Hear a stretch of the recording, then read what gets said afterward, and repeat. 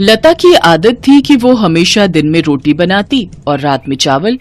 कुछ भी हो जाए, कभी दाल चावल, कभी राजमा चावल, कभी पुलाव, कभी खिचड़ी पर चावल तो बनने ही बनने हैं।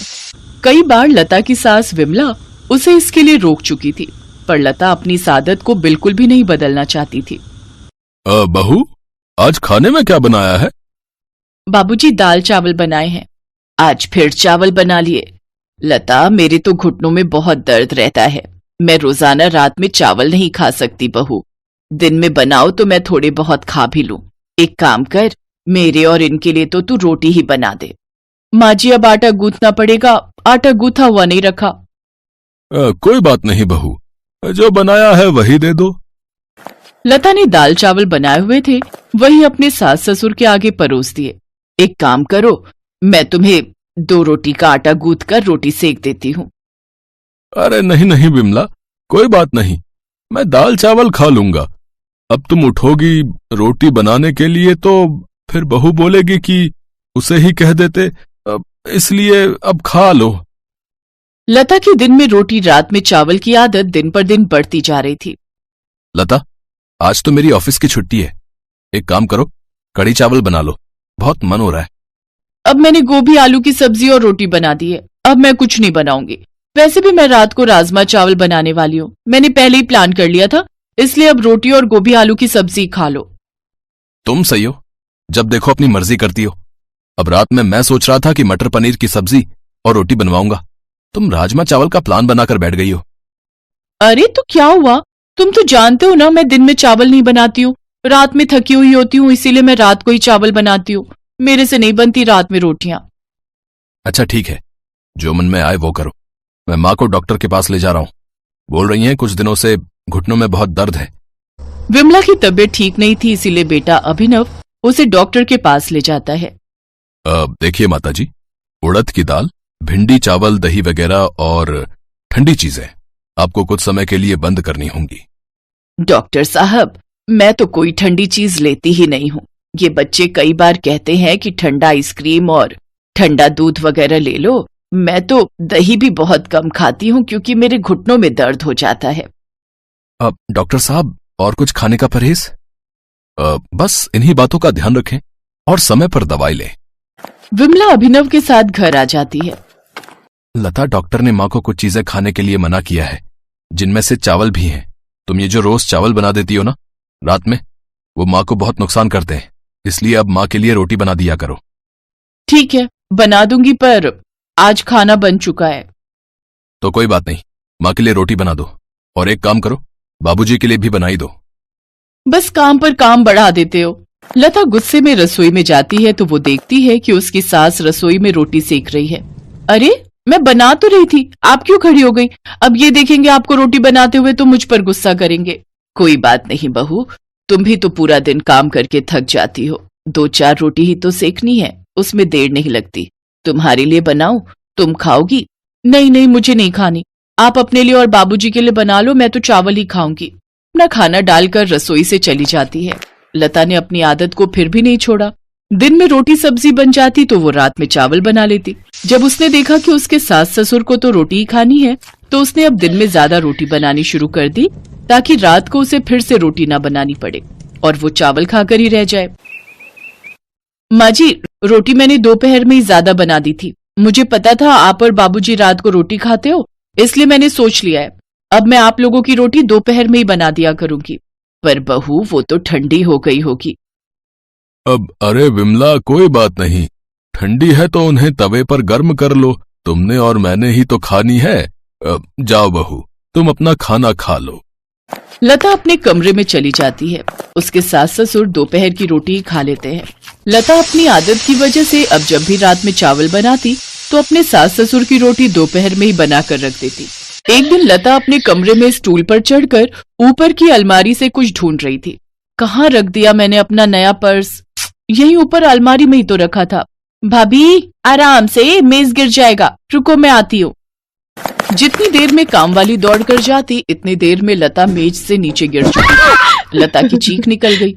अभिनव और विमला लता को डॉक्टर के पास ले गए। लता की रीढ़ की हड्डी का मांस फट गया, जिस कारण लता को कुछ दिनों का बेड रेस्ट हो गया।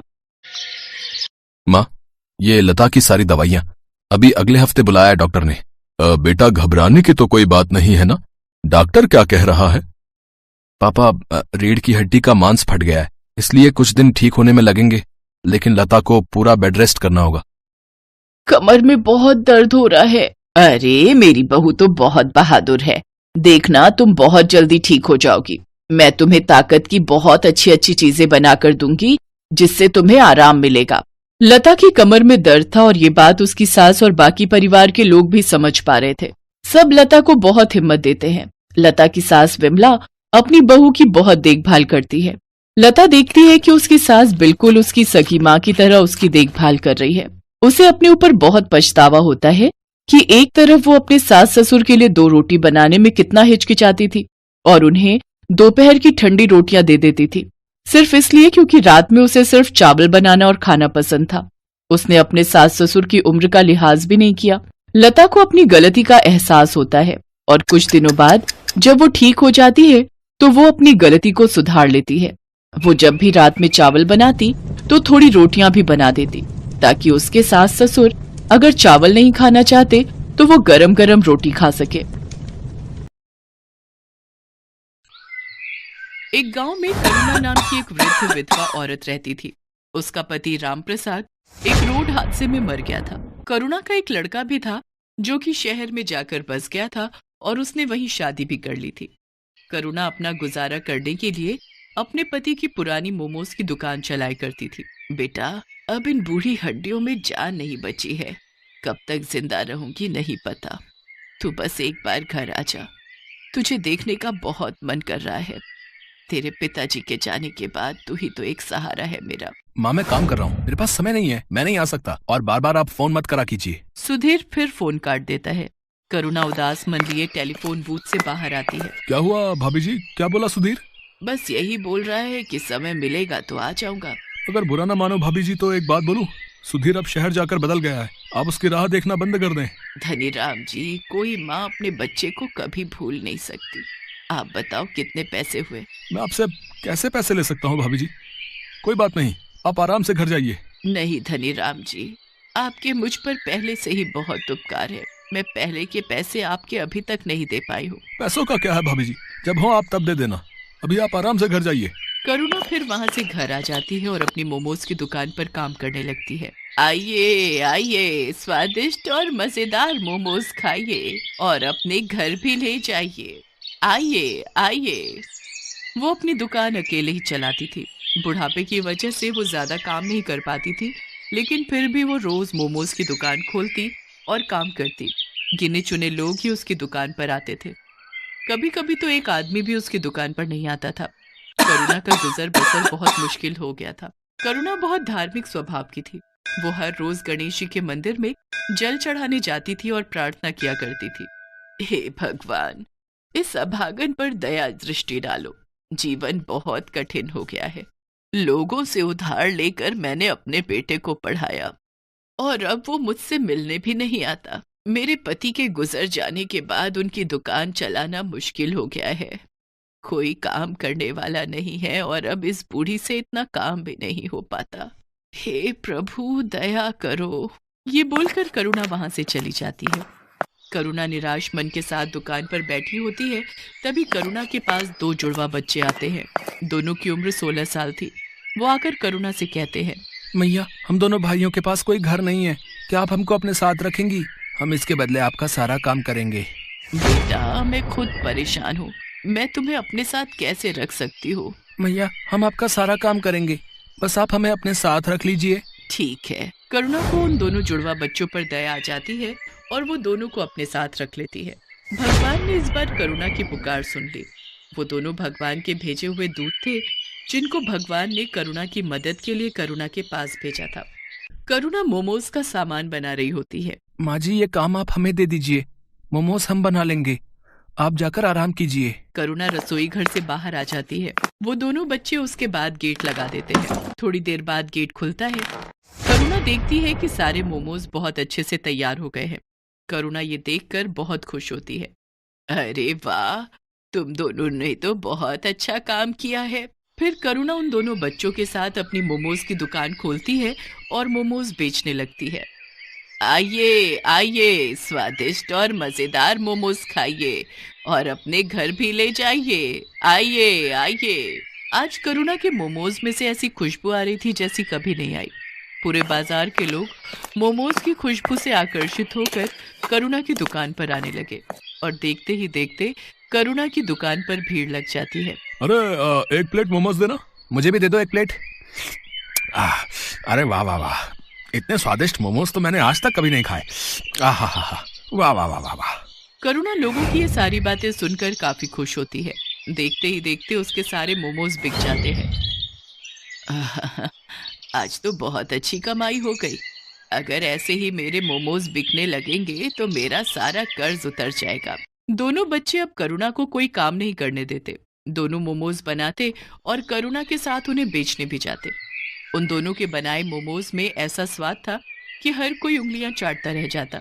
एक रात की बात है, वो दोनों बच्चे रसोई घर का दरवाजा बंद करके मोमोज बना रहे थे। कमाल है, हर रोज ये दोनों रसोई घर बंद करके मोमोज क्यों बनाते हैं? आज देखती हूँ ये ऐसा करते क्या हैं।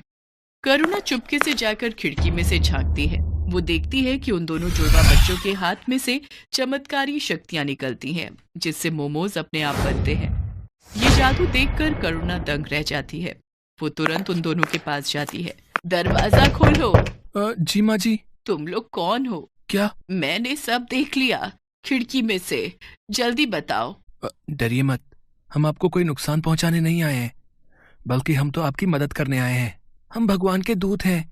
हमें गणपति जी ने आपकी मदद के लिए भेजा है। क्या सच में गणपति भगवान ने आपको मेरी मदद के लिए भेजा है? हाँ माँ जी, आपकी परेशानी भगवान ने सुन ली और हमें आपकी मदद के लिए ही भेजा है। करुणा ये सब सुनकर बहुत खुश होती है।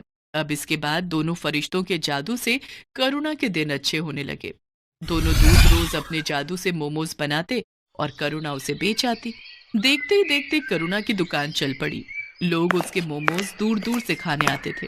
ऐसा करते करते करुणा ने एक बड़ी मोमोज की दुकान खोल ली और धीरे धीरे उसने अपने सारे कर्ज भी चुका दिए। अब करुणा के पास धन की कोई कमी नहीं थी। ये बात करुणा के बेटे सुधीर तक भी पहुंच जाती है। इधर सुधीर की नौकरी भी जा चुकी थी, इसलिए एक दिन करुणा का बेटा सुधीर अपनी बीवी के साथ वापस आ जाता है। माँ प्रणाम, देखो मैं आ गया। अरे सुधीर बेटा, तू आ गया। तुझे देखने के लिए तो ये आंखें तरस गई थी। हाँ माँ, मुझे आपकी बहुत याद आ रही थी। मुझे आप माफ कर दो, मैं पागल हो गया था जो आपसे मिलने नहीं आ रहा था। मेरी मति मारी गई थी, लेकिन अब मैं आ गया हूँ। अब आपको कोई परेशानी नहीं होगी। माँ ये देख, ये तेरी बहू है मीरा।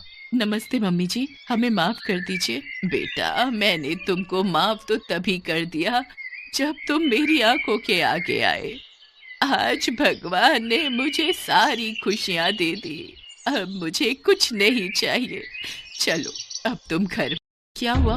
तिजोरी की चाबी मिली? हाँ ये रही। अब फटाफट इस बुढ़िया के सारे पैसे निकालो और चलो निकलते हैं यहाँ से। हाँ हाँ चलो। मीरा और सुधीर चुपके से जाकर तिजोरी खोलते हैं और वो तिजोरी में से सारा पैसा निकालकर अपने बैग में भर लेते हैं और वहां से भाग जाते हैं। भागते भागते वो गांव से बाहर निकल जाते हैं।